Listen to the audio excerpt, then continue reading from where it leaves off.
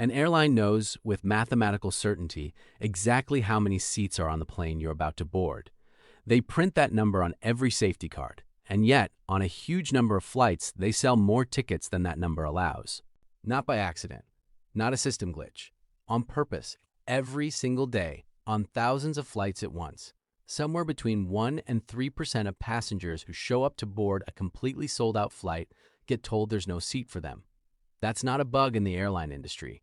That's the business model working exactly as intended. So the real question isn't, why does this keep happening?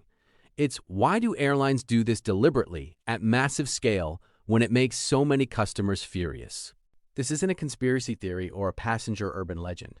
It's a documented, decades-old, federally regulated practice with an actual name: overbooking. The U.S. Department of Transportation tracks it every year and publishes the exact numbers. Airlines are legally required to compensate you when it happens to you, sometimes with cash payouts running into the thousands of dollars. Think about that for a second. Airlines are willing to pay real, sometimes large sums of money on a predictable and recurring basis, specifically because they chose to sell a seat that didn't technically exist. That's not a company hoping to avoid a costly problem. That's a company that has done the math and decided the cost is worth paying. Now, the obvious answer is that airlines are just being greedy. Squeeze out one more ticket, make one more sale. Who cares if someone gets bumped? And sure, more revenue is part of it. But that explanation alone doesn't survive contact with the actual numbers, because overbooking isn't free for airlines either. Every bumped passenger potentially costs the airline real cash compensation, a hotel voucher, rebooking costs, and a furious customer who might never fly with them again. If this were just about squeezing extra revenue, you'd expect airlines to push overbooking as far as they possibly could, every single flight, right up to the edge of what regulators allow. They don't. Overbooking rates are actually surprisingly conservative and carefully calculated, which means something more precise than greed is driving this. A specific problem airlines are solving, one that has nothing to do with squeezing extra money out of you directly. Here's the problem. On almost every flight, some percentage of ticketed passengers simply don't show up. Business travelers change plans last minute, connecting passengers miss their connection, people get sick, get stuck in traffic, or just decide not to fly.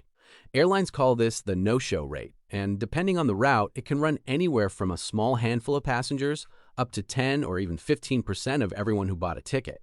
On a 200-seat plane, that can mean 20 or more empty seats that were paid for but never used. And an empty seat, once that door closes and the plane pushes back from the gate, is one of the most permanently wasted assets in the entire economy. You cannot sell it 5 minutes later. You cannot store it and sell it tomorrow. Unlike almost any other product a business sells, an empty airplane seat has a value of exactly zero the instant the flight departs without anyone in it. So here's where the actual mechanism gets interesting. Airlines aren't gambling on overbooking. They're running one of the most mathematically precise forecasting systems in all of consumer business, on every single route, every single day, refined by decades of data. And to understand exactly how precise, you need to see what an airline's revenue management team is actually doing behind the scenes. Because it's not guesswork. It's closer to insurance underwriting than it is to a ticket sale. Every airline has an entire department, revenue management, sometimes called yield management, whose full-time job is predicting route by route, flight by flight, almost passenger by passenger, exactly how many no-shows to expect. They're not pulling that number from a hunch. They're using years of historical data on that exact flight number, that exact time of day, that exact day of the week, that exact season, cross-referenced against fare class, ticket type, and even how far in advance the ticket was booked. A business traveler on a fully refundable fare has a wildly different no-show probability than a leisure traveler on a locked-in economy fare booked 6 months out. The airline knows both of those probabilities for that specific flight with startling accuracy, which raises the real question this video is actually about. How accurate is startling accuracy in real numbers? And what happens on the rare occasions the math gets it wrong? Here's the mechanism. Named plainly, airlines run statistical models, the same broad category of math used in insurance and inventory forecasting that calculate a predicted no-show rate for every flight, then sell exactly enough extra tickets to fill those predicted empty seats and not meaningfully more. If a flight historically shows a 7% no-show rate, the airline might sell around 7% more tickets than there are physical seats expecting the math to land almost exactly on capacity. On most flights, that's precisely what happens. The no-shows and the overbooked tickets cancel each other out almost perfectly, and everyone who shows up gets a seat, with the plane departing completely full instead of partially empty. So the reframe here is this: overbooking isn't the airline gambling against you. It's the airline gambling against empty seats, and you, the passenger who occasionally gets bumped, are the rare visible evidence of a bet that mostly happens invisibly, successfully, thousands of times a day without anyone ever noticing it happened at all. Every time you've boarded a completely full flight and thought nothing of it, that fullness likely wasn't luck.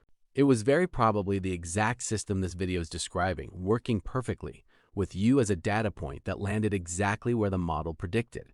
And once you see it that way, the getting bumped moment stops looking like an airline mistake and starts looking like something much stranger, a calculated, acceptable loss inside a system that is overwhelmingly profitable everywhere else, which means there has to be a real number behind that trade-off, some point where the airline has done the math on exactly how much a bumped, furious passenger costs them and decided that number is still smaller than the cost of flying empty seats around the country every single day. So here's the number.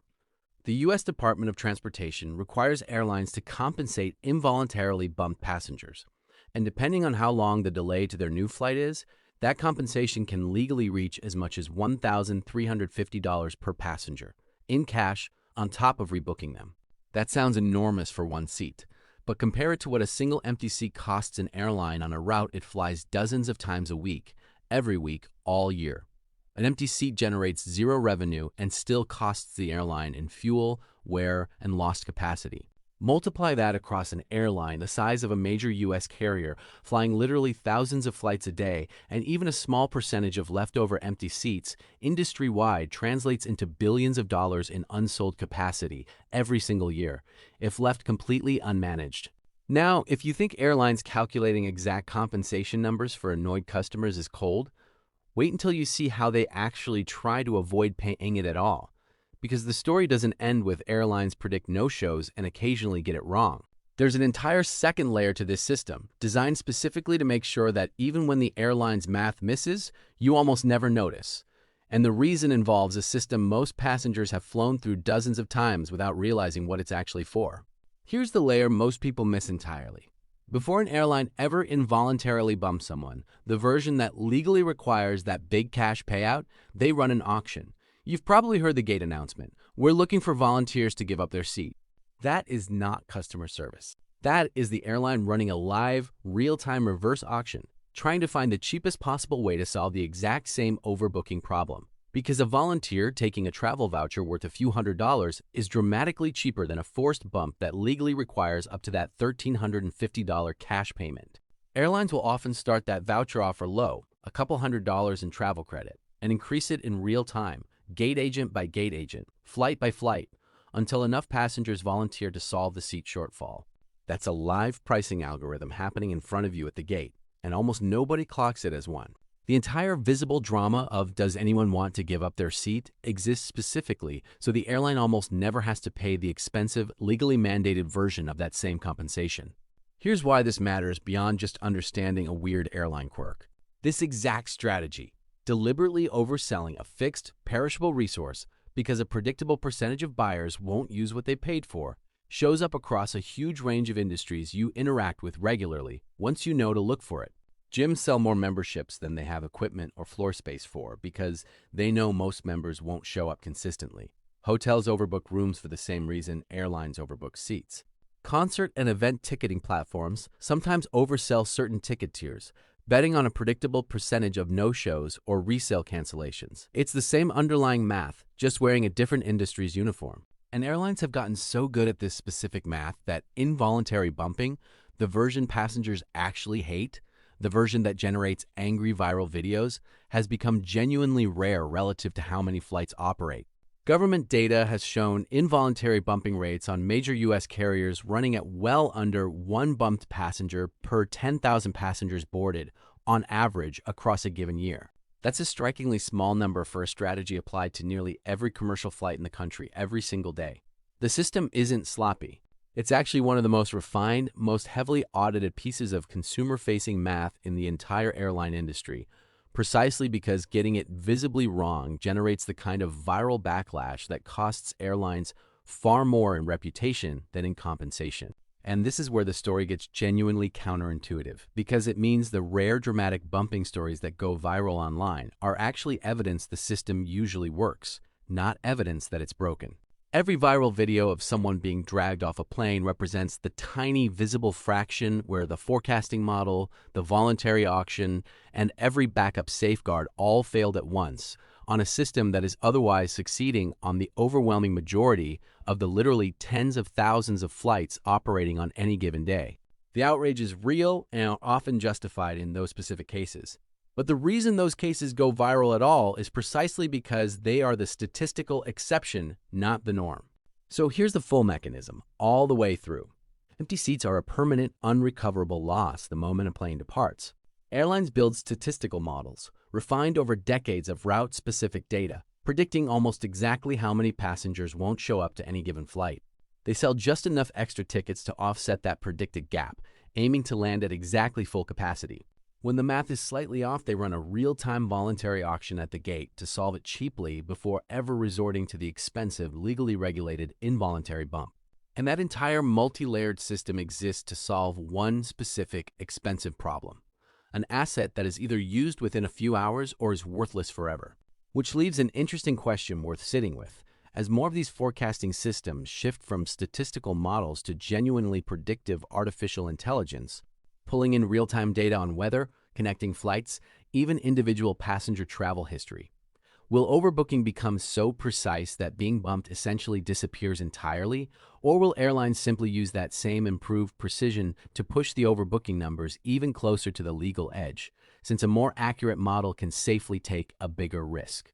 The technology cuts both ways, and which direction airlines choose says a lot about whether this system is really about efficiency or about margin. This is exactly the kind of mechanism this channel exists to find. Not the surface-level annoyance everyone complains about, but the precise financial math quietly running underneath it, built to survive contact with millions of real customers a day without most of them ever noticing it's there.